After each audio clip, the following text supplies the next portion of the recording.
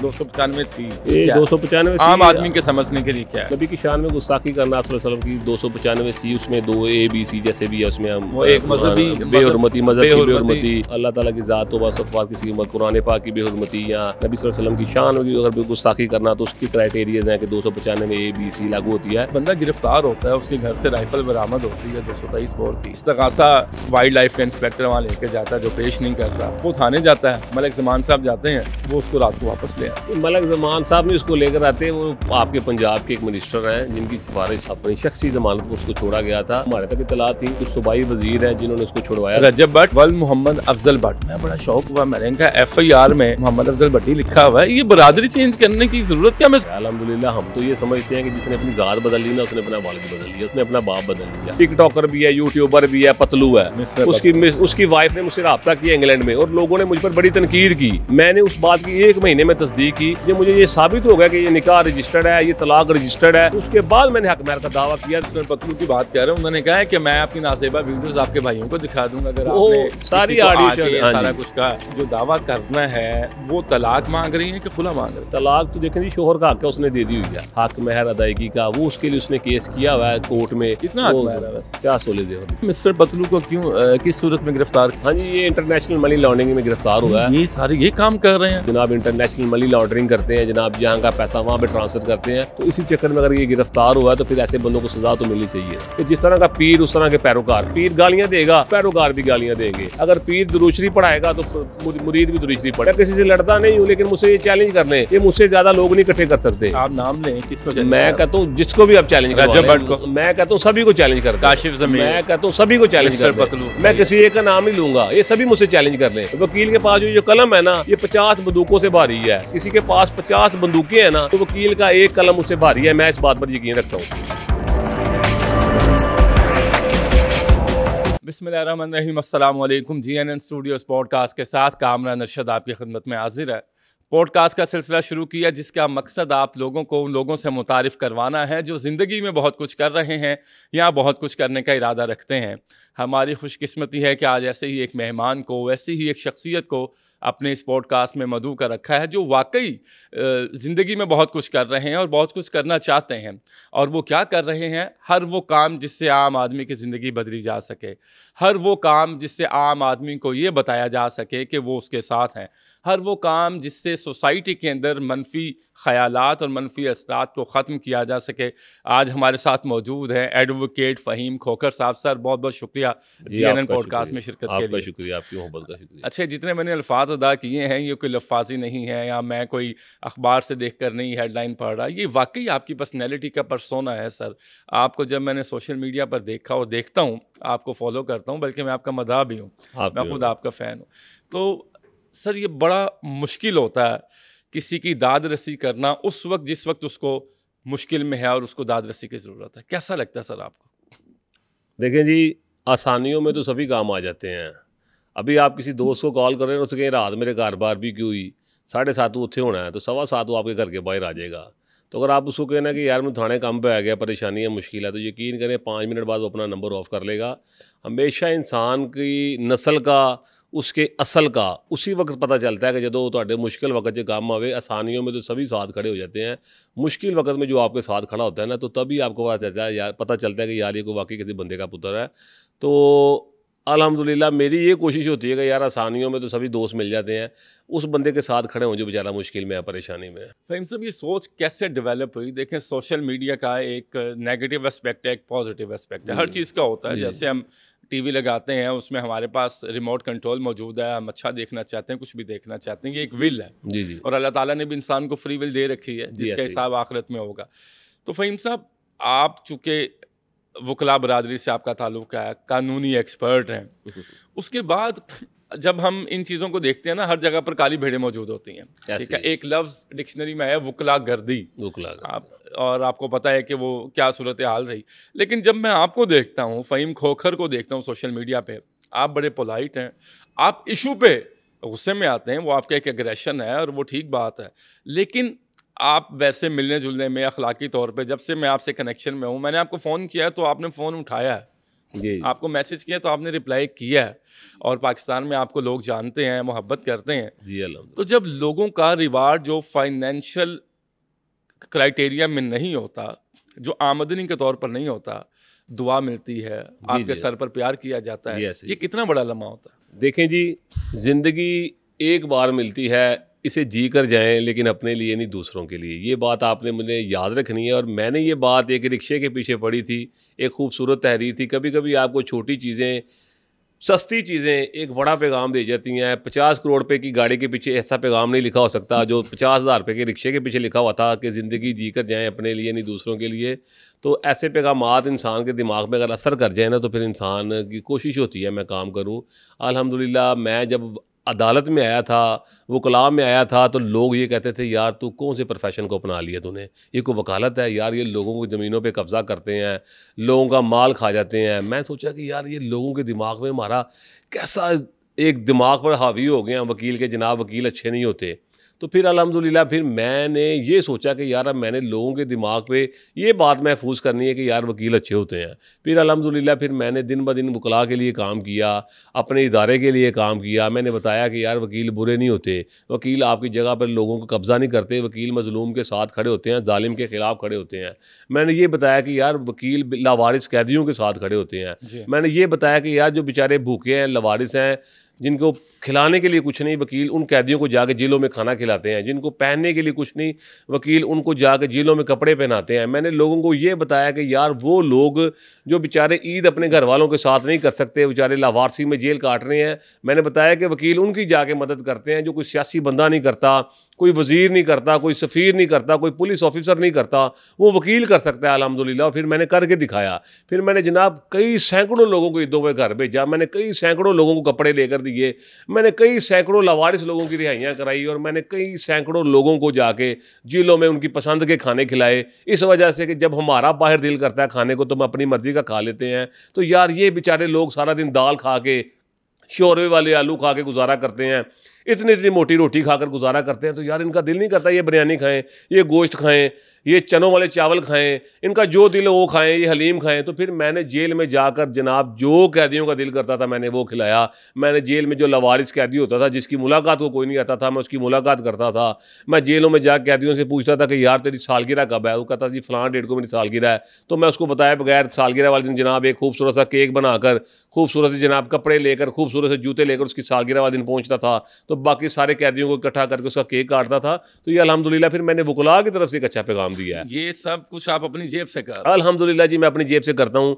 और मैं इस बात पर यकीन रखता हूँ कि जब आप अल्लाह की ज़ात के साथ तिजारत करते हैं ना, तो फिर अल्लाह की ज़ात आपको दिन दुगनी रात चुगनी तरक्की करवाती है। मैं यकीन के साथ कह सकता हूँ आपके प्रोग्राम के तवस्सुत से कि यकीन करें कि जब से तीसरा साल है मैं लावारिस कैदियों को रिहाई करवाता हूँ, उन्हें कपड़े पहनवाता हूँ, उन्हें घर भेजता हूँ, पास से बस का किराया देकर उनकी ज़मानतें करवाता हूँ। तो यकीन करें मेरे कारोबार में, मेरे काम में दिन दुगनी रात चुगनी तरक्की हुई है, और मैं इस बात से बड़ा मुतमईन हूँ। और यही बात है। देखें, जब उलमा से बात करते हैं ना, तो वो कहते हैं कि इस दौर की सबसे बड़ी नेकी ये है कि आप किसी कैदी को रिहा जो हाँ, रहा कर दें, जो अफोर्ड नहीं कर सकता। बिल्कुल ऐसे ही। हमारे यहाँ इस तरफ तवज्जो बहुत कम है। बहुत अब आपके टिकटॉक पे आके, आपके सोशल मीडिया हैंडलिंग पे आके ये मालूम होता है कि फ़हीम खोखर की ये सोच है, तो बाकी अवेयरनेस कहीं भी नहीं रही। आज हमें ये शक्ल सिर्फ फ़हीम खोखर की शक्ल में नज़र आती है कि वो कैदियों का सोच रहे हैं, वो बर्थडे केक लेके जा रहे हैं।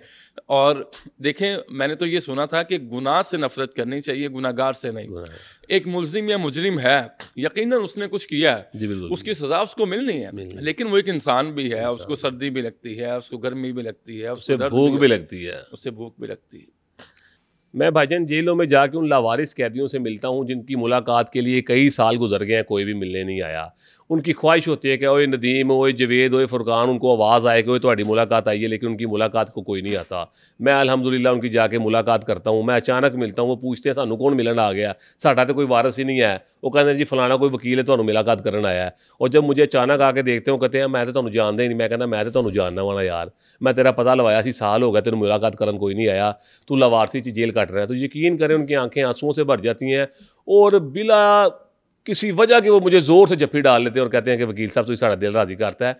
जेलों में ऐसे कई ऐसे कैदी हैं, मैं आपको नाम लूँगा तो फिर वो शायद मेरी उंगलियां ख़त्म हो जाएंगी, कि बड़े सारे ऐसे कैदी हैं जिनको मैं मिलने जाता हूँ। एक जावेद नामी कैदी है, उसको मैं हर हफ्ते मिलने जाता हूँ, उसका मेरे साथ कोई ताल्लुक़ नहीं है।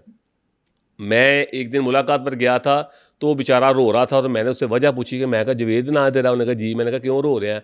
उन्होंने कहा जनाब मेरे पिछे मुलाकात में कोई नहीं आंदा। मैं कहा जवेद साहब तुसी परेशान नहीं होना, आज तो बाद जवेद की हर हफ्ते मुलाकात आया करेगी और मैं हर हफ्ते जुमेरात वाले दिन या पीर वाले दिन जावेद से मिलने जाता हूँ, उसके लिए खाने का सामान लेकर जाता हूँ, उससे मुलाकात करता हूँ और उसको मैं ये बताता हूँ कि तू जेल में लावारिस नहीं है, तेरा कोई वारस है। और अब वो खुशी से जब मैं मुलाकात को जाना होता है तो जनाब उस दिन वो नए कपड़े पहनता है, नए जूते पहनता है, उसको खुशी होती है कि मुझे कोई मिलने आ रहा है। ये वही जवेद था जिसको 2-2 साल 3-3 साल कोई मिलने नहीं आया था। चले उस बेचारे ने कोई गुनाह किया था, उसको सज़ा मिल रही थी कैद की सूरत में, लेकिन उसको बेचारे को ये भी सज़ा मिल रही थी कि उसको मुलाकात करने कोई नहीं आता था। मैं अल्हम्दुलिल्लाह जनाब अब हर एक हफ्ते में उससे मुलाकात करके आता हूँ, जो खाने का सामान होता है उसको देकर आता हूँ और वो बड़े शौक़ से जिस दिन मेरी मुलाकात होती है नए कपड़े पहनता है, खुशबू लगाता है, बाल बनाकर जनाब मुझसे मुलाकात करने आता है और फिर मुझे जनाब पुरानी अपनी दास्तानें सुनाता है, किस्से सुनाता है और बड़ा राज़ी होता है। फ़हीम साहब, अगर कोई कामयाब हो रहा है तो कोशिश ये की जाती है इसको कामयाब होने ना दिया जाए। जी जी जी। और अगर कोई कामयाब हो जाता है फिर ये कोशिश होती है कि उसको कामयाब रहने ना दिया जाए। जी ऐसे ही है। आपकी कितनी मुखालिफत है? आप बड़ी इतना सारी अच्छा मुखालिफ काम कर रहे हैं। देखिए आप पुलिस थानों में जाते हैं, आप उनके साथ टक्कर लेते हैं, आप चूँकि कानूनी एक्सपर्ट हैं, आप खड़े होते हैं ज़रा डल्ले के साथ, आप कहते हैं जी ये कानून है, ये कैसे हो सकता है? तो यकीनन कुछ लोग आपको पसंद करते हैं, ज़्यादा आपकी मुखालफत है, आपको कोई थ्रेट्स आती हैं, आपकी जान को ख़तरा है, किस तरह से मेक श्योर करते हैं? घबराता को होता नहीं हूँ मैं ये किसी तो से आपकी भी। बॉडी लैंग्वेज ही बता रही है। अच्छा, मैं आपको घबराता देख के नहीं हूँ मैं किसी घबरा से। रहा हूँ मैं ना एक कि दफ़ा आप घबराते नहीं हैं। एक दफ़ा एक वकूआ हुआ कि गुजरात की एक पार्टी थी, कत्ल का केस था। वो कत्ल के केस में ना मेरे मुखालिफ जो थे ना वकील, जो मुखालिफ पार्टी थी, उन्होंने मुझे अदालत में कहा कि तेनों असीं हुण वेख लवांगे, तेरा बड़ा इलाज करांगे।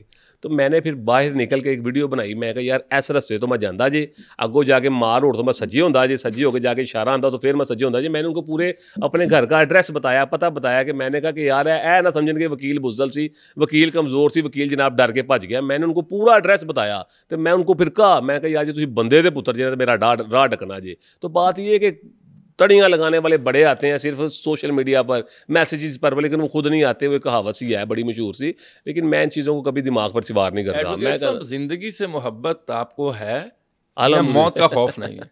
अब ये दोनों चीज़ें मैंने आपसे पूछ ली। जिस दिन मौत आनी है ना, उस दिन ना तो आप, ना कोई मेरे बॉडीगार्ड और ना ही कोई मेरे हिफाजतगार मुझे रोक सकेगा। उस दिन मुझे मौत आकर ही रहनी है। हज़रत अली अलैहिस्सलाम फरमाते हैं कि मौत चाहे आपके साथ कोई 50 मुहाफिज भी हों, तो जब उसने आना उसने आकर ही रहना है। तो ये सारी बातें ही हैं, जब आनी है तो फिर कोई दुनिया की ताकत आपको नहीं रोक सकती। और जब इसने नहीं आना तो फिर ऐसे ऐसे साइलीन आते हैं मेरे पास पिछले दिनों एक साइल आया, उसके दिल पर फायर लगा है, दिमाग से फायर लगा, यहाँ से लगा, गर्दन से निकल गया और उसको अल्लाह की ज़ात ने बचा लिया है। और मेजर इंजरीज थी, मेजर इंजरीज़ हैं और दोनों वो पार्ट्स पर उसको बुलेट लगे हैं, फायर लगे हैं जहाँ से बचना नामुमकिन था, लेकिन उसको अल्लाह की ज़ात ने बचा लिया। तो मैं इस चीज़ पर यकीन ही नहीं रखता, ना मैं किसी से डरता हूँ, ना मैं किसी से घबराता हूँ। इज़्ज़त ज़रूर मैं करता हूँ, मैं किसी के साथ बदतमीजी नहीं करता, लेकिन कोई जो बंदे मुझे ये समझते हैं ना कि ये बड़ा शरीफ है, उनकी मैं शराफत उनको दिखा देता हूँ कि यार मैं बड़ा शरीफ को नहीं जिया है। डिजर्विंग रिस्पेक्ट जो डिजर्व कर रहा है, आप उसकी उसको बड़ी दें। उसकी इज्जत करना वो जरूरी तो है। बाकी तो मैंने देखा है कि मिस्टर पतलू हों या कासिम अली शाह हों या रजब भट्ट हों, आपका व्यू है। देखिए, मैं उससे इख्तलाफ कर सकता हूँ, इत्तेफाक कर सकता हूँ, लेकिन मुझे आपके अंदर जो खूबी लगती है, आप अपना व्यू शेयर करते हैं। जी जी जी। आप वो किसी से मगलूब होकर, ये नहीं कि आप अपनी राय को दबा लें, डर से, सिचुएशन से, ये नाराज़ हो, नहीं। मलिक फ़हीम की एक राय है और वो उसको डंके की चोट पर बयान करता है, कोई उससे इत्तेफाक कर लें या इख्तलाफ कर लें। अब जैसे मैंने रजब भट्ट की बात की है, तो मैंने उनके जो मलिक ज़मान साहब का यहाँ पे पॉडकास्ट भी किया था, तो मैंने उनसे बातें की थी। अब आप चूँकि लॉ एक्सपर्ट हैं, मैं जी जी। कानूनी मामलात आपसे पूछना चाहूँगा। देखिए, एक बंदा गिरफ्तार होता है, उसके घर से राइफ़ल बरामद होती है 223 बोर की। इस्तग़ासा वाइल्ड लाइफ का इंस्पेक्टर वहाँ लेके जाता है, जो पेश नहीं करता। वो थाने जाता है, मलिक ज़मान साहब जाते हैं, वो उसको रात को वापस ले आते हैं। ये सिस्टम है एडवोकेट साहब हमारा। नहीं, मलक ज़मान साहब नहीं उसको लेकर आते, वो आपके पंजाब के एक मिनिस्टर हैं जिनकी सिफारिश से वो अपनी शख्सी ज़मानत पर उसको छोड़ा गया था। मलक ज़मान साहब नहीं इसकी अथॉरिटी रखते, या शायद रखता भी होंगे, मैं उसको इतना नहीं जानता, लेकिन जो हमारे तक इतला थी वो एक कुछ सूबाई वज़ीर हैं जिन्होंने उसको छुड़वाया था। ऐसा कुछ हुआ है। बात ये है कि हमारे मुआशरे की ना बड़ी तल्ख सी हकीकत है कि सोशल मीडिया पर जो लोग एक्टिव है ना, लोग उनसे इज्जत करते हैं, लोग उनसे आजकल आज के दौर में लोग उनको जनाब अपना वो कहते हैं पीर फ़कीर मानने के लिए तैयार हैं। वो कहते हैं जनाब ये बड़ी अच्छी बातें कर रहा है, जनाब फैमिली को ला के ये बड़ी अच्छी व्लॉगिंग कर रहा है, क्या कमाल के कारनामे सर अंजाम दे रहा है। लेकिन मैं इन चीज़ों को जनाब ना तो पसंद करता हूँ और ना ही मैंने देखना चाहता हूँ, क्योंकि मुझे पता चलता है कि जनाब आने वाले वक्त में हमारी नस्ल पर ना इसके मनफी असरात साबित होंगे। हो रहे हैं, आप देख लें जनाब, हमारी जितनी नौजवान नस्ल है कहाँ पर है, कोई जनाब कोई साइंटिस्ट पैदा हो रहा है, कोई जनाब कोई ऐसा बंदा पैदा हो रहा है जनाब कोई अच्छी तख्लीक करे, जो भी पैदा हो रहा है, कोई यूट्यूबर है, कोई टिकटॉकर है, कोई व्लॉगर है, कोई कुछ बातें कर रहा है, कोई कुछ बातें कर रहा है, कोई बेहूदगी फैला रहा है, कोई डांस कर रहा है, कोई जनाब वर्गल वीडियोस बना रहा है। और हमारे मुआशरे की ये तल्ख हकीकत हो चुकी है कि जो ख़वातीन जिसकी बेहुदा वीडियो वायरल होगी उसकी उससे ज़्यादा जनाब मशहूरी भी होगी, उसको इज्जत भी दी जाएगी जनाब, उसको प्रोग्राम से भी बुलाया जाएगा और जनाब उसको जनाब इनामात भी तकसीम किए जाएंगे। और जो ख़वातीन बेचारी निकाब करती हैं, बुर्का पहनती हैं,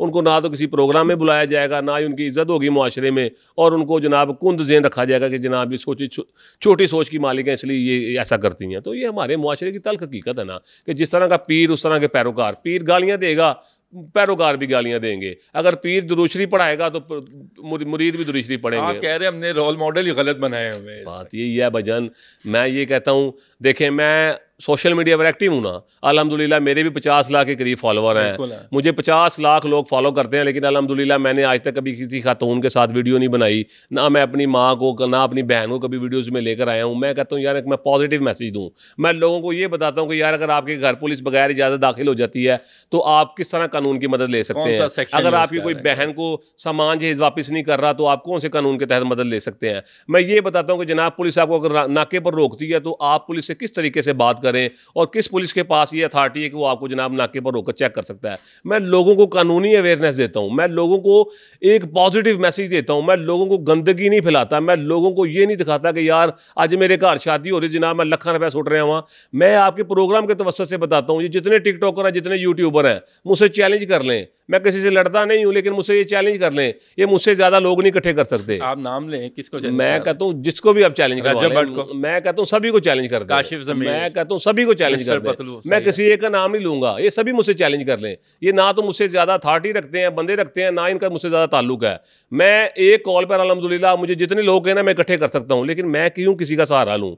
मेरे पास यही सहारा काफी है। ये देखें, ये एक पेन है मेरी जेब में, ये कलम है ना, जो वकील के पास जो कलम है ना ये 50 बंदूकों से भारी है। किसी के पास 50 बंदूकें हैं ना तो वकील का एक कलम उससे भारी है, मैं इस बात पर यकीन रखता हूँ। लेकिन इसमें एक और बात है फ़हीम साहब, जो मैंने आपकी चीज़ देखी है ना कि आप अपने अल्फाज पे पहरा देते हैं, जी जी, यही क्वालिटी के लोग आपके साथ हो जाए। जी अल्हम्दुलिल्लाह जी, ये बेसिक क्वालिटी है ना। देखिए आपने जो अल्फाज अदा कर दी है, किसी को पता होगा कि अगर फ़हीम साहब ने ये अल्फाज अदा किए हैं तो ये पहरा देंगे। जी अल्हम्दुलिल्लाह जी देंगे पहरा, जब बात कर दी तो फिर उस पर खड़ा होना है, फिर चाहे जान चली जाए। और यही कौलो फेल का तजाद होता है कि जब इंसान के कौलो फेल में तजाद आता है। यार भाईजान आप देखते नहीं, ये सोशल मीडिया पे एक दूसरे से लड़े होते हैं, एक दूसरे को माँ बहन की गालियाँ दे रहे होते हैं और 1 घंटे बाद एक साथ इकट्ठे बैठ कर चाय पी रहे होते हैं, बिस्किट खा रहे होते हैं, होटलों में खाने खा रहे होते हैं। सिर्फ लोगों को वो एक बड़ा अजीब सा वर्ड है कि के लिए ना लोगों को ये काम सर अंजाम देते हैं कि जनाब पहले आपस में प्लानिंग करते हैं कि जनाब हम आपस में लड़ेंगे एक दूसरे के खिलाफ, जनाब को बदमाशी वाली वीडियोस बनाएंगे, लड़ाई झगड़े वाली वीडियो बनाएंगे, तू इधर आ तो मैं दसा,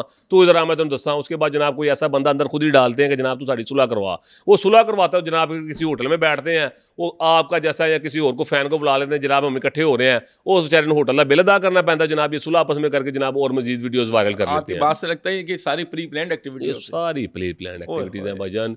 मैं आपको यकीन के साथ कहता हूँ जब ये वीडियो अपलोड करने लगते हैं, जाहिर सी बात है उससे पहले आप भी अपना प्रोग्राम देखते हैं कि इसमें कोई गलती की गुंजाइश तो नहीं रह गई। इसी तरह ये भी तसल्ली से देखते हैं, अपना कोई प्लान करते हैं जो लड़ाई का झगड़े का, एक दूसरे को वीडियो सेंड करते हैं ताकि यार एक दूसरे को देख ले कोई मैंने तेरे खिलाफ कोई बेहुदा लफ्ज़ नहीं बोला, वो कहता ना यार लफ्ज़ बाढ़ कर दोबारा वीडियो बना, और ये फिर दोबारा बना के ऐसे प्रोग्राम करते हैं। मेरे पास तो रूटीन में ये साइलिन आते रहते हैं। जितने टिकटॉकर हैं, यूट्यूबर हैं, मेरे पास, मैं किसी का नाम नहीं लूँगा, इन लोगों ने मुझे रिक्वेस्टें की हैं कि जनाब आप हमारा केस लें। मैं सोशल मीडिया पे एक केस लिया था, वो आपके बड़ा मशहूर वो टिकटॉकर भी है, यूट्यूबर भी है, पतलू है, उसकी वाइफ ने मुझसे रब्ता किया इंग्लैंड में और लोगों ने मुझ पर बड़ी तनकीद की।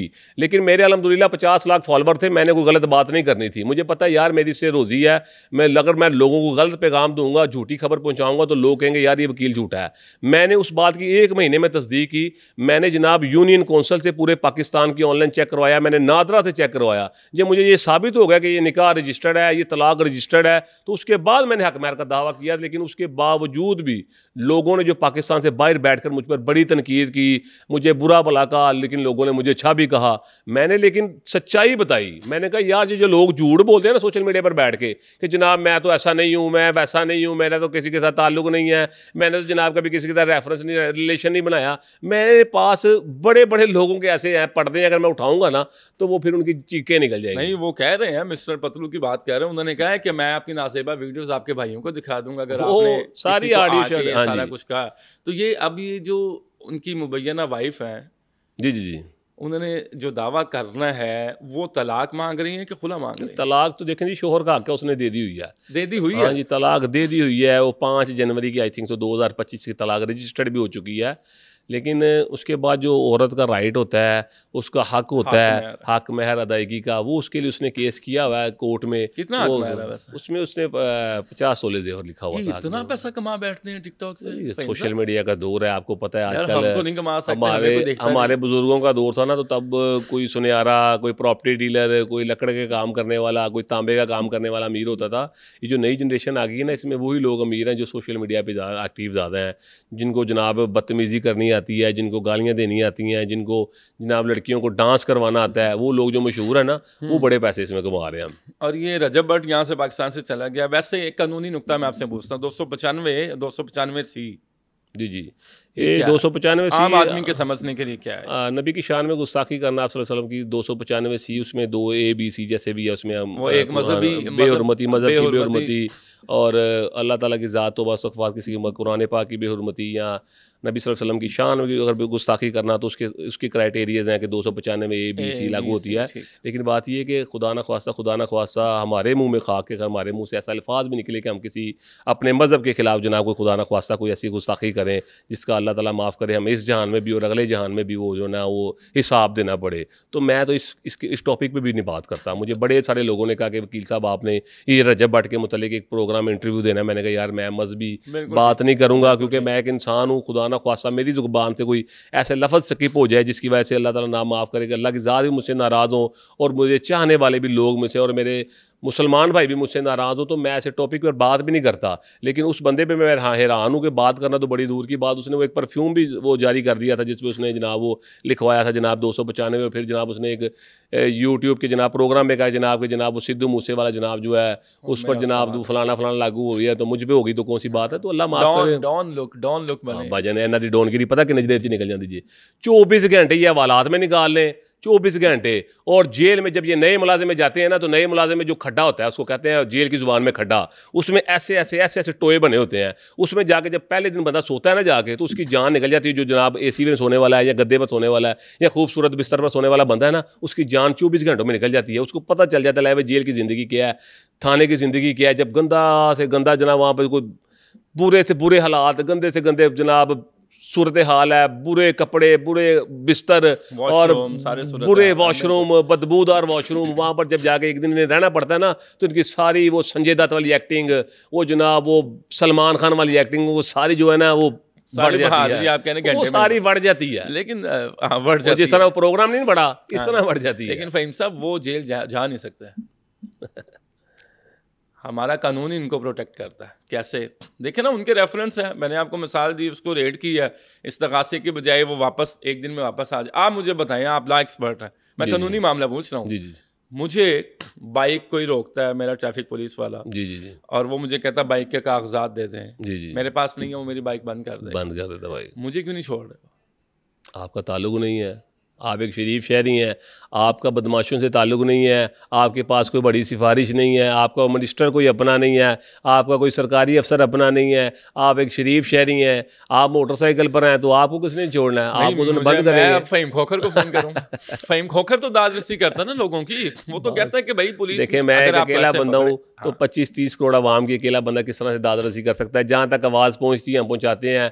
अब देखें ना, ये डॉल्फिन वाले हैं, ये आपकी वेरिफिकेशन कर सकते हैं जनाब कि आपकी जो मोटरसाइकिल है वो आपके नाम पर है या नहीं है, या ये मोटरसाइकिल चोरी की तो नहीं है। ये भी रोकते हैं जनाब, आप पर देखते हैं, वेरिफिकेशन करते हैं जनाब, आपको पर्चा तो जनाब उसके बाद पकड़ के ले जाते हैं। और यकीन करें, एक ये नया इदारा बनाया गया डॉल्फिन वाले, लेकिन ये भी पुलिस वालों से ज़्यादा माशाल्लाह आजकल चाहता है और ज़्यादा चालाक हो चुके हुए हैं। तो बात ये, हाँ जी, तो बात ये कि हमारे मुआशरे में ना हर शख्स के वो ब्लड में नॉर्मली तौर पर जितने भी ये सरकारी इदारे हैं और ये जितने भी हैं, इनमें बड़ा मुश्किल हो चुका हुआ है कि जो अच्छे लोगों को निकालना। नॉर्मल तौर पर वही लोग पाए जा रहे हैं कि जनाब जिनको पता है कि जनाब किसका काम, किसकी सिफारिश है उसी का होगा, और जो बेचारा गरीब है, जो आपने भी बात की है कि जो उनके पास सिफारिश है उनका काम हो जाता है। लोग इनके पास रेफरेंस बनाने के लिए, सोशल मीडिया पर मशहूर होने के लिए लोग इनके साथ ताल्लुक बनाते हैं। तो फिर इसको ठीक कौन करेगा फ़हीम साहब? निशानदेही तो हम कर रहे हैं, आपके पास काला कोट है, मेरे पास माइक है। अब हमारे हाथ से ये बात निकल चुकी है, अब हमारे हाथ से ये बात निकल चुकी है। जब तक हमारे हाथ में ये बात थी ना, तब तक हम कुछ कर सकते थे, लेकिन अब ये ना हर इदारे में काली भिड़ें पाई जाती हैं। अगर कहाँ पर कोई पॉजिटिव लोग हैं तो वहाँ पर नेगेटिव भी हैं, कोई अच्छा सोचता है, कोई साथ वो बुरा सोचने वाला भी मौजूद है।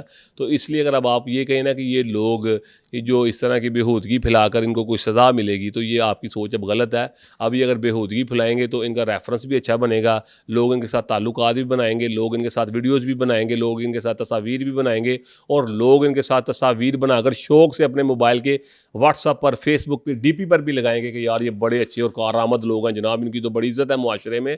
लेकिन हकीकत में अगर देखा जाए, हमारा ताल्लुक़ एक इस्लामी ममालिक से है, और इस्लामी मुल्क में हमारे में बड़े रूल्स हैं, रेगुलेशंस हैं, उसके मुताबिक ज़िंदगी गुजारनी है, लेकिन हम उससे हद को तजावज़ कर चुके हैं। हाँ। और फिर ये आपको पता है मिस्टर पतलू को क्यों, किस सूरत में गिरफ्तार किया? आपके इल्म में है? कल मैं पढ़ रहा था, मनी लॉन्ड्रिंग। हाँ जी, ये इंटरनेशनल मनी लॉन्ड्रिंग में गिरफ्तार हुआ है। ये सारे ये काम कर रहे हैं। अब भाईजान मेरी बात सुने, ये लाइव बैठते हैं वीडियो कॉल पे, और 1 घंटे में इनको 1.5 2 करोड़ रुपया इकट्ठा हो जाता है। वो कौन सा गिफ्टर है? वो यही लोग हैं जो काला पैसा सफ़ेद करने के लिए इनके साथ रेफरेंस है, इनके साथ ताल्लुक़ में है। वो जनाब इंटरनेशनल मनी लॉन्ड्रिंग करते हैं जनाब, यहाँ का पैसा वहाँ पे ट्रांसफ़र करते हैं। तो इसी चक्कर में अगर ये गिरफ्तार हुआ है तो फिर ऐसे बंदों को सज़ा तो मिलनी चाहिए ना। मलिक साहब, आपकी वकला बरादरी में कोई वाक़या ऐसा होता है ना कि अगर कोई वकील कोई गलत काम करता है तो आप जैसे जो नौजवान हैं, जी जी, जिनको लोग पाकिस्तान में जानते सुनते हैं, तो आप मजम्मत करते हैं कि यार ये वाक़या गलत है। जी जी, आप अपने वो नहीं कहते कि पेटी भाई ये साडा। अब देखें, ये काशिफ ज़मीर ने, पुलिस वाला यूनिफॉर्म में खड़ा और वो थाल में पैसे लेके खड़ा और वो पैसे फेंकते जा रहे हैं, काशिफ ज़मीर भी गिरफ्तार हो गए हैं। ये प्राइवेट तौर के ऊपर एक बंदे को कैसे इंगेज कर सकते हैं कानूनी तौर के ऊपर, और इस पे अब डिपार्टमेंट के एक्शन लेगा और क्या ले सकता है कोई उस कानूनी? पर 155C की कार्रवाई कर दी है उन्होंने उस मुलाजम पे, बेचारे पे। वो बेचारा गरीब होगा, उस बेचारे के पास तनख्वाह से गुजारा नहीं होता होगा। पुलिस वालों की जिस तरह की तनख्वाह है, तो वो बेचारे अगर 25-30 हज़ार, 35 हज़ार, 40 हज़ार रुपये में बेचारे, मोटरसाइकिल का पेट्रोल भी होता है, घर का राशन भी होता है, बिजली के बिल भी होते हैं। तो मैंने ज़ाहरी तौर पर, मैं तो उस पुलिस वाले को सिर्फ तस्वीर में, वीडियो में देखा, मैं उसे जानता नहीं हूँ, ना कभी मैं मुझसे मिला हूँ, लेकिन मुझे उसकी ज़ाहरी तौर पर देखकर ऐसे ही लगा है कि वो बेचारा कोई गरीब पुलिस ऑफिसर है, और उस बेचारे के पास जो ज़राए आमदन थे ना, वो सिवाय तनख्वाह के और कुछ भी नहीं थे। तो जिसकी वजह से वो बेचारा चलो 1500, 2000, 3000 रुपया लेकर इस बंदे के साथ चला जाता था। लेकिन उसके साथ ज़्यादती है, एक इदारे के साथ बड़ी सख्त ज़्यादती है। उस बंदे से जो गलती हुई है, देखें, वो शाहिद जट नामी पुलिस कांस्टेबल था, उसने जनाब IG साहब को, CCPO लाहौर साहब से जनाब बड़े बेहुदा अल्फाज जनाब इस्तेमाल किए, बड़ी गंदे ज़बान अल्फाज इस्तेमाल की। लेकिन जनाब बाद में वो सोशल मीडिया पर इतना मशहूर हुआ कि इंटरनेशनल लेवल पर लोगों ने उसको पहचाना कि जनाब इसने को बड़ा बड़ा कारनामा सर अंजाम दिया है। तो अगर उसको माफ़ी मिल सकती है ना, तो ये बेचारे ने थाल में रख के पैसे लुटवाए हैं। तो मैनेज हो गया ना फिर कि उसका दिमागी तवाज़ुन। देखें जी, दिमागी तवाज़ुन ख़राब होता तो जनाब वो अभी भी वो पुलिस में नौकरी कर रहा है, अभी वो जनाब लाहौर में नाकों पर खड़ा होता है, अभी भी जितनी बाहर से मुल्क से टीमें आती हैं तो उनकी हिफाजत के लिए वो जनाब उसको बर्जमान किया जाता है। तो बात ये है कि इन चीज़ों से कुछ भी नहीं होता। बात ये है कि अगर वो इतनी बड़ी गलती करके उसको माफ़ी मिल सकती है ना, तो ये भी बेचारा एक कांस्टेबल है, ये भी माफ़ी का हकदार है। चलें, कोई गलती होगी, एक दफ़ा इसको माफ़ी दे देनी चाहिए, आगे से ये गलती नहीं करेगा। ये रजब भट्ट ने कभी आपको अप्रोच किया केस के लिए कि मेरे पे जो केसेस हैं पॉजिटिव, एक वकील का और क्लाइंट का भी तो ताल्लुक होता है ना, उसने आपको अप्रोच किया इस तरह से या उस तरह से, दोनों तरह से? इसके करीबी दोस्त हैं जो राब्ता शाब्ता करते रहते हैं केसेस के सिलसिले में ये वो, लेकिन जब कोई आएगा मशवरे के तौर पर तो सभी लोग राब्ता कर लेते हैं। अगर कोई आता है साइल के तौर पर आता है तो जाहिर सी बात है हमने अपने साइल को तहफ़्फ़ुज़ फराहम करना होता है। लेकिन इस वाले मामले में जो अब इस पर जो मजहबी मामला थे, तो मैं बिल्कुल इससे मामलात में इंटरफेयर नहीं करता। अच्छा, कोई भी आपको हो, अगर वो कोई भी कानून, हो, अच्छा, ये कोई नहीं भी हो। कोई भी हो, तो मेरी ये कोशिश होती है कि यार हमारा मज़हब पहले, इस्लाम पहले है, बाकी सारी चीज़ें बाद में। हम पैसे तो बड़े कमा लेते हैं, लेकिन कोशिश करके आप हमेशा सच्चाई के साथ खड़े हों, अपने मज़हब के साथ खड़े हों, इस्लाम के साथ खड़े हों और लोगों को पॉजिटिव मैसेज दें कि यार लोगों को पता चले कि यार ये वकील हक और सच के साथ खड़ा होता है। तो इसलिए मैं कोशिश यही करता हूँ कि यार मैं नॉर्मली तौर पर ये मजहबी मामलात में ना पढ़ूँ। और ये काशिफ ज़मीर और मिस्टर पतलू कानूनी राय मांगी उन्होंने आपसे कि आप हमारे वकील लेकिन हो? ये पतलू तो अब दुबई में गिरफ्तार है, उसका तो पाकिस्तान में किसी वकील की मदद लेने को उसको दरकार ही नहीं। कोई ऐसे कोई इंटरनेशनल वकला में से जनाब कोई ऐसे कोई टीम होगी जो उसकी मदद फराहम करेगी। और काशिफ ज़मीर जो है मेरे सच ऐसे कोई रब्ता नहीं हुआ कि जनाब को मेरी वकला में मदद करें आप। इससे पहले वो साहिल शमशेर भट्टी जिसको फायर मारे थे इब्रार बिन, उसका केस मेरे पास है, उसमें 9 मुलजिमान है और उसमें जनाब शमशेर भट्टी की तरफ से वकालत मैं कर रहा हूँ। जाहिर सी बात है अगर मेरे पास कोई साहिल आता है आके मुझे कहता है कि वकील साहब हमें आपकी मदद दरकार है और हमारी वो फ़ीस भी हमें पे करते हैं, तो फिर जाहिर सी बात है जिस तरह के मामला हों तो फिर हमें उसके साथ चलना पड़ता है। वो उसमें हमने जनाब उसके लिए तरफ से बालाज टिप्पू के केस में भी आप वकील थे? नहीं, बालाज के साथ मेरा एक अच्छा ताल्लुक था। ऐसा उस केस में मैं वकील नहीं बना, लेकिन कानूनी राय वो मुझसे लेते रहे हैं, मेरा उसके साथ ताल्लुक था। ठीक है, कानूनी राय तो मैं भी ले सकता हूँ, कोई भी ले कोई भी सकता है, वो उसका हक है बिल्कुल। और ये कासिम अली शाह साहब का क्या, मैंने आपकी एक वीडियो देखी और उसमें आपका मैंने मैसेज देखा, उसका मफहूम मुझे ये समझ आया कि जब आप इन लोगों को बुलाएं तकरीरों के लिए तो वो 4-5 लाख रुपया लेंगे ये बताने के लिए कि पैसा मैटर नहीं करता। बात ये नहीं है। और कुछ लोग, कुछ हजरात आपके मुआशरे में ऐसे होते हैं कि दुनिया के सारे हादसात ही उनके साथ हुए होते हैं। वो हर स्टोरी आपको बनाकर सुनाते हैं और आप लोग बड़े गौर से सुनते हैं कि जनाब हाँ ये भी हादसा इसके साथ हुआ है, ये भी हादसा इसके साथ हुआ है। और एक ना मेरे पास पिछले दिन एक साहिल आया था, उसने ना अपने मोबाइल की डीपी पर लगाया हुआ था कि वालिदैन की खिदमत करें अगर आप दुनिया और आखिरत में कामयाबी चाहते हैं, अगर दुनिया रोशन करना चाहते हैं तो वालिदैन के पैरोकार बन जाएं। और यकीन करें उसकी वालदा का केस मेरे पास आया था कि उसने अपनी माँ को घर से बाहर निकाला हुआ था और मोबाइल की डीपी में देखकर उस बंदे की हैरान हो गया कि वो जनाब सोशल मीडिया पर वालिदैन की खिदमत कर रहा है और वैसे उसने अपनी वालदा को घर से बूढ़ा बीवी के पीछे लेके घर से बाहर निकाल दिया जनाब कि जनाब मेरी बीवी आपसे राज़ी नहीं है। वो कहती थी जनाब मेरी सास बड़ा तंग कर दी है। तो ये हमारे माशरे की तल्ख हकीकत है, जो दिखता है ना उसके बरक्स उलट होता है। कैमरे के आगे आप शाह जी भी हैं, भट्ट साहब भी हैं। आप कह रहा हूँ सोशल मीडिया पे आप जितने भी बदमाश देख लें, कोई व्लॉगर हैं, कोई यूट्यूबर हैं, यकीन करें इनकी गली में पटाखा चल जाए ना और पुलिस की गाड़ी आ जाए, इन्हों की जान निकल जाती है। इनकी जान निकल जाती है कि जनाब घर पुलिस आ गई, गली च पुलिस आ गई। और ये सोशल मीडिया पर जनाब वो वाक़यात सुना रहे होते हैं। आप यकीन करें कि मेरी फौजदारी की वकालत है, मैं क्रिमिनल वर्क करता हूँ, मैं बड़े सारे पंजाब के बदमाशों को जानता हूँ जिन्होंने 50-50 बंदे कत्ल किए हुए हैं, जिनकी ख़ानदानी दुश्मनी है, जिनके बंदे 20 मर गए हैं, 20 उन्होंने मारे भी हुए हैं। लेकिन यकीन करें आज तक वो सिवाय अपनी बात अपनी महफिल में करने के उन्होंने कभी कभी वाक़यात भी किसी को नहीं सुनाए। और ये वो लोग हैं सोशल मीडिया पे जो बदमाश हैं, इन्होंने अगर रास्ते में जाते किसी गरीब साइकिल वाले को तड़ी लगा दी ना, पना कर साइकिल, तो इतना सा वकूआ भी जनाब ये लैंड क्रूजर वाला बनाकर सुनाते हैं कि जनाब साढ़े अगे साथ लैंड क्रूजर आ गई थी तो उन्होंने गालां कटियां। ये सब झूठ का पलंदा, सारा फ्रॉड, सारी नौसरबाजी, ये जितने भी वकूआत सुनाते हैं सारे जनाब इससे हकाइक का दूर दूर तक कोई ताल्लुक नहीं होता। अब ये देखें ना, मैंने जब से देख रहा हूँ, पढ़ रहा हूँ कि FIR जब होती है तो उसमें आपकी कौमियत लिखी जाती है। अब जैसे ये रजब भट्ट वल्द मोहम्मद अफजल भट्टी, ये मैंने पहले भी जब पॉडकास्ट किया था तो मैंने ये सवाल पूछा, उन्होंने कहा जी ये सोशल मीडिया का झूठ है, लेकिन उनकी FIR में ये नाम है। अब कल ही मैं देख रहा था वो रजब भट्ट जब अपना वो माफ़ी तराफ़ी कर रहे थे 295C पे, और यकीनन उनका हक है, वो उनकी एक वीडियो मेरे सामने आई तो उसमें वो कह रहे थे रजब भट्ट वल्द मोहम्मद अफजल भट्ट। तो मैं बड़ा शौक हुआ, मैंने कहा FIR में मोहम्मद अफजल भट्टी लिखा हुआ है, ये बरादरी चेंज करने की ज़रूरत क्या? आप अगर खोखर हैं, मैं अगर कुरैशी हूँ, वो अगर भट्ट है या वो अगर कश्मीरी है, तो इससे क्या फ़र्क पड़ता है? मेरा नहीं ख्याल कोई फ़र्क पड़ता है। देखें जी, ये तो जो ज़ात बदलते हैं उन्हें पता होगा क्या फ़र्क पड़ता है। अल्हम्दुलिल्लाह हम तो ये समझते हैं कि जिसने अपनी ज़ात बदल ली ना, उसने अपना वालिद बदल लिया, उसने अपना बाप बदल लिया। तो इस तरफ सोचना भी बड़ा ना वो बंदे को तो बस ऐसा लगता है बंदा खुदकुशी ना कर ले यार, ऐसा चंगा कि अल्लाह माफ़ करे अपनी ज़ात बदलनी है। तो जो बदलते हैं उन्हें पता होना चाहिए कि यार ये नुकसानदेह चीज़ है, माशरे में इसकी कोई इज्जत नहीं होती और लोग, लेकिन आप यकीन करें कि लोग इन चीज़ों को डिफेंड करते हैं। अब हमारे माशरे की ये बड़ी तल्ख हकीकत बन चुकी है कि आपके खिलाफ आप सच बोलें, आप हकाइक पर बात करें तो हमारे मुआशरे में अब आपके खिलाफ लोग ज़्यादा इकट्ठे हो जाते हैं, घर वाले इकट्ठे हो जाते हैं जी। खड़े होकर कहते हैं जनाब तू गलत कर रहे हैं, हाँ जी। तू ये क्यों कर रहा है। इन लोगों को जनाब लोगों ने, इन्होंने घरों में ऐसे बच्चों के दिमागों में घुस गए हैं लोग कि इनको निकालना अब एक मुश्किल हो चुका है। अब बड़ा मुश्किल से अगर हमने अपनी नस्ल को बचाना है तो जनाब ये सोशल मीडिया पे जो बेहूदगी है, गंदगी है, अगर इससे हम दूर नहीं रखेंगे तो आप यकीन करें कि हमारे बच्चों को मैट्रिक भी सिफारिश से पास करवाना पड़ेगी, FA भी और BA भी, क्योंकि अब अपनी मेहनत वाला जो खाता है ना वो ख़त्म होता जा रहा है। अब जो बच्चे हैं ना वो ज़्यादातर सारा दिन जो है ना 24 घंटों में से अगर 8 घंटे सोते हैं तो बकाया 8 घंटे जो है ना वो मोबाइल पर रहते हैं, और बकाया जो 8 घंटे हैं वो उसमें से 1-2 घंटे किताबों को छेड़ते हैं और बाकी घर वालों को धोखा देते हैं। सर उसमें ये है ना कि आपके पास से कंटेंट है, जिसके पास कंटेंट नहीं है, जैसे आपने बात की है, मुझे मालूम है आपने किसके व्लॉग की बात की है कि डांस होता है और बेहूदगी होती है, तो उनके पास कंटेंट नहीं है। लेकिन अगर हम पैरेलल लेके दोनों चीज़ों को साथ चलें तो लोग ये देखना भी चाह रहे हैं। चलें जो जनाब, मैं आपको आगे प्रोग्राम के शुरू में बताया था कि जैसे कहते ने पीर है हो ये मुरीद, तो हमारी तरबियत ऐसी नहीं है कि जनाब हम कोशिश ये करते हैं, मदद उस ज़ात की होती है कि, लेकिन कोशिश करनी चाहिए कि आप अपने मुआशरे में अपनी तरफ से कोई अच्छा पैगाम दें।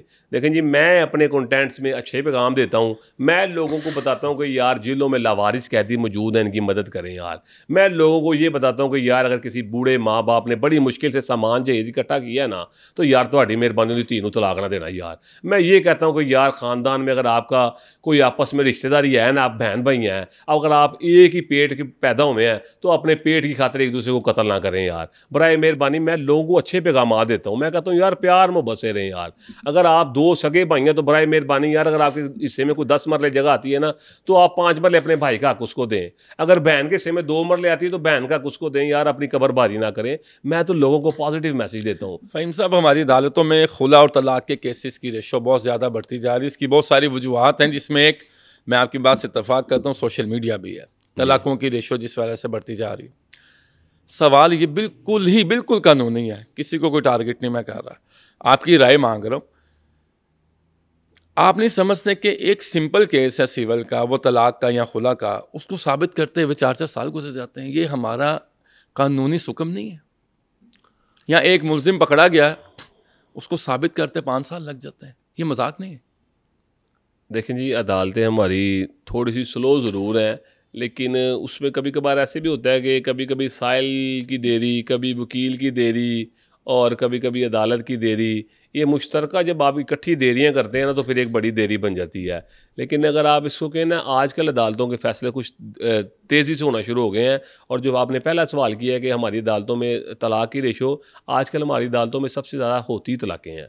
हमारी अदालतों में लड़ाई झगड़े कम हो गए हैं, कत्ल गारत कम हो गई है, अब फ्रॉड सब हो रहा है और जनाब तलाक़ें हो रही हैं। तलाक़ की रेशो सबसे ज़्यादा है। लाहौर की इस टाइम जो रेशो है ना, यकीन करें मैं सुन के हैरान हो गया कि हमारी अदालतों में रूटीन में, हर अदालत में रोज़ सैकड़ों केसेस, जनाब हमारी जो फैमिली के अदालतें हैं ना, वहाँ पे सैकड़ों केसेस रोज़ तलाक के दर्ज करवाए जाते हैं।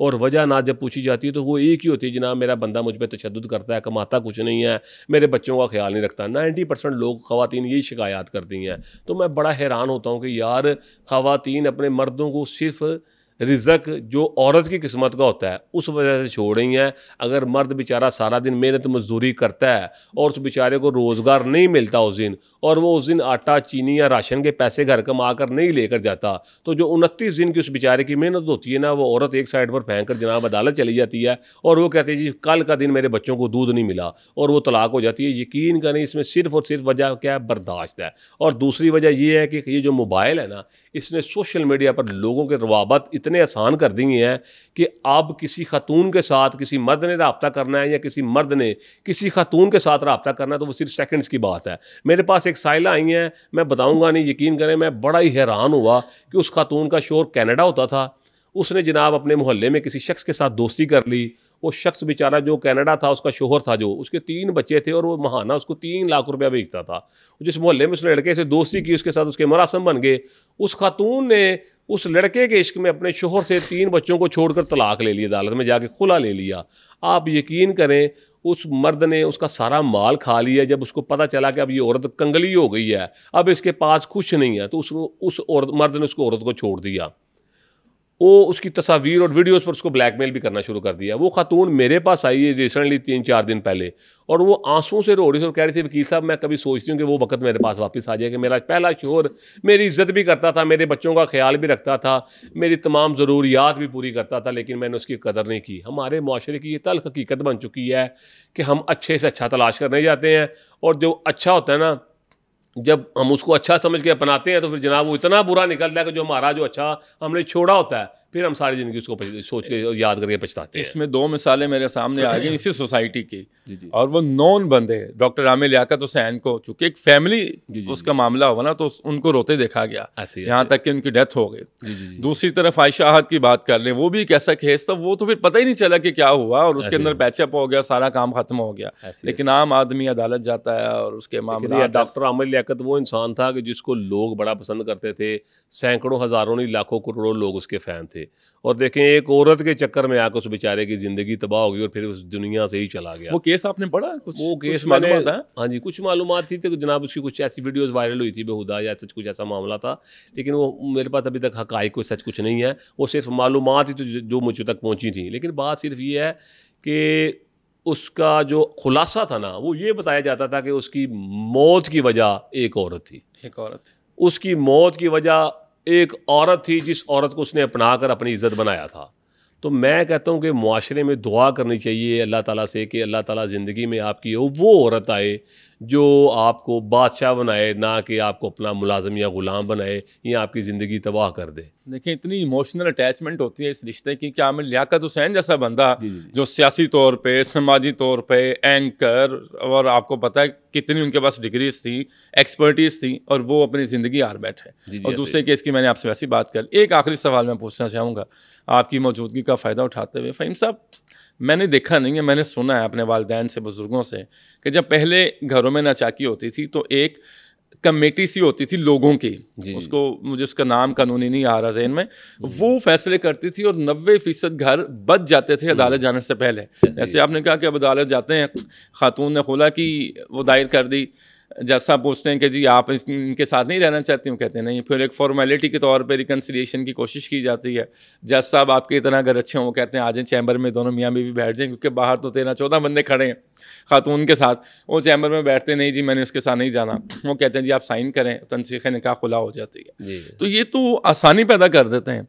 फिर वो यूनियन काउंसिल जाता है नोटिस, फिर यूनियन काउंसिल फॉर्मेलिटी के तौर पर, चूँकि लड़की की तरफ की यूनियन काउंसिल होती है, वो वैसे लिख देते हैं हाए थे, हाजिरी नहीं, पैचअप हुआ, वो खुला की डिग्री लड़के के घर आ जाती है। लड़का क्या कहता है? कहता मैं तो उसको छोड़ना नहीं चाहता था, मेरी बीवी तो बहुत अच्छी थी। तो ये आप लोग इसको एडजस्ट करते हैं अदालतों में? आप तो ज़ाहिर है पेश होते हैं जजिस के सामने। जी, जब ख़वातीन इस बात को दिमाग में बिठा लेती है ना कि मैंने इस मर्द के साथ अब ज़िंदगी बसर नहीं करनी, तो फिर ख़वातीन इस बात पर अड़ जाती हैं। नॉर्मल तौर पे 95% केसेस ऐसे ही होते हैं कि हम अदालत में रिक्वेस्ट करते हैं ख़वातीन से, और जजेस हज़रात भी इस बात की रिक्वेस्ट करते हैं कि ख़वातीन मर्द आपस में इनकी कोई सेटलमेंट हो जाए, बच्चों की ज़िंदगी ख़राब ना हो। लेकिन जब औरत घर से ये दिमाग में, माइंड में बात बिठा कर आती है ना कि मैंने इस मर्द से छुटकारा लेना है, तो वो फिर ले ही लेती है। और इसमें 70% ऐसी वजह ये होती हैं कि कोई दूसरा मर्द उसकी ज़िंदगी में होता है। ये जो मोबाइल है ना, इसका इस्तेमाल एक बड़ा गलत इस्तेमाल हो रहा है। मैंने आपको बताया कि 60 से 70% ख़वातीन जो है ना, तलाक लेने की वजह यही होती है। हमारे आजकल जो वजूहात चल रही हैं, पुरानी वजूहात थी हमारे मुआशरे में वो तब्दील होती होंगी, लेकिन आज का जो दौर है ना, सोशल मीडिया से ख़वातीन पे जनाब एक बड़े बुरे असरात पड़ रहे हैं, जिसकी वजह से तलाकों की रेशो बहुत बेहतर से बेहतर की तलाश में रहते हैं। वो तलाक की रेशो बहुत ज़्यादा बढ़ती जा रही है। बिल्कुल ठीक है सर, बहुत बहुत शुक्रिया फ़हीम खोखर साहब, आपने आज के पॉडकास्ट में शिरकत की और आपने कानूनी बातें भी की, सोशल मीडिया का यूज़ भी बताया। कोई आखिरी पैगाम जो आप यूथ को, पाकिस्तानियों को देना चाहें, जो आप फील करते हैं कि इस पर काम होना चाहिए? हाँ, मैं अपने मुस्तकबिल से यही कहूँगा कि यार आप हमारी कौम का मुस्तकबिल हैं। आप ने अपने ख़ानदान का, अपने वालिदैन का, अपने बड़ों का नाम रोशन करना है, ना कि आपने तारीख में जाकर अंधेरे में ले जाकर अपना भी बेइज्जती करवानी और अपने रिश्तेदारों की, ख़ानदान की भी, और मुआशरे में भी आपका कोई अच्छा पैगाम नहीं जाना। इसलिए कोशिश करें कि किसी को कामयाब होते देखकर, ख़ासकर सोशल मीडिया पर, वो कहते हैं ना किसी का लामू लाल वे के अपना मुँह चपेड़ा नहीं लाल करीदा होंदा, खुद मेहनत करें और उस काम में मेहनत करें कि जिस काम को आपको शौक़ है, लगन है, उस काम में मेहनत करें। अगर मैं एक वकील हूँ तो मैं कहूँगा जनाब मैं पुलिस वाला बन जाता हूँ या डॉक्टर बन जाता हूँ तो मैं उसमें फ़ेल हो जाऊँगा। मैं एक सहाफ़ी बन जाता हूँ तो मैं फ़ेल हो जाऊँगा। मेरा काम वकालत है, मैं वकालत ही करता हूँ। अगर मैं कहूँ जनाब मैं यूट्यूबर बन जाऊँ, मैं दिनों में अमीर हो जाऊँगा, तो फिर भी मैं अपनी वकालत से भी जाऊँगा और उस काम से भी जाऊँगा। तो इसलिए मेरी नौजवानों से ये पैगाम है कि बराए मेहरबानी किसी का मुंह लाल देखकर अपना लाल करने की कोशिश ना करें। अपने जिस चीज़ आप फील्ड में हैं, अगर आप केमिस्ट्री अच्छा पढ़ते हैं तो आप केमिस्ट बने, अगर आप बायो पढ़ते हैं तो आप डॉक्टर बने, अगर आप जनाब सरकारी मुलाजम बनना चाहते हैं, कि जनाब किसी फ़ौज में जाना चाहते हैं, किसी पुलिस इदारे में जाना चाहते हैं, या आप चाहते हैं कि जनाब मैं गरीब मजलूम के साथ खड़ा हूँ तो आप वकील बने, सहाफ़ी बन जाएँ, किसी की आवाज़ बनना चाहते हैं तो आप सहाफ़त में चले जाएँ। लेकिन अपने अपने इदारों को अपने अपनी अपनी डोमेन में एक बेस्ट काम करें, अल्लाह को हाज़िर नाज़िर जानते हुए कि जिससे वो भी खुश हो जाए। अच्छा 3-4 नाम है, बस आप एक एक लाइन का मशवरा देते जाइए, फिर आपसे कम मुलाकात होगी। रजब भट्ट को क्या मशवरा देंगे इस वक्त की हालत? बोलने से पहले ज़रा ना सोच लिया करें। और काशिफ ज़मीर हूँ तो चेना ना पाया करो, थोड़ी मेहरबानी जनाब। अच्छा ठीक है। और ये मिस्टर पतलू को क्या मशवरा देना चाहेंगे? अपनी बीवी का हक महर दे दे। ज़बरदस्त बात जी। मलिक इस वक्त आज हमारे साथ एडवोकेट फ़हीम खोखर साहब मौजूद रहे। मुझे बहुत मज़ा आया इस पॉडकास्ट का। उसकी वजह ये थी कि मैं कानून देख रहा था कि हमारे यहाँ कवानीन क्या हैं, उन्होंने बड़ी डिटेल में बताया। और सबसे जो बढ़कर जो मुझे खुशी हुई कि उन्होंने तलाक और खुला पे खुल के बात की है। उन्होंने बताया कि ये मामलात कैसे होते हैं, इसका सद्देबाब कैसे इख्तियार किया जाए, कौन से ऐसे प्रिवेंटिव मेजर्स है जो हमें पहले लेने होंगे ताकि हम इन चीज़ों से बच सकें। और उन्होंने एक अहम बात की है कि आपके अंदर जो पैशन है, आप उस पैशन में काम करें। यकीनन वो अल्लाह ताला की तरफ से आपकी सलाहियत है जो ना तो कोई छीन सकता है और ना ही आप उस सलाहियत से बढ़कर कोई बेहतर काम कर सकते हैं। इसके साथ ही आज के पॉडकास्ट का वक्त अपने अख्ताम को पहुंचता है। अपने मेज़बान कामरान अरशद को दीजिए इजाज़त। अल्लाह निगहबान।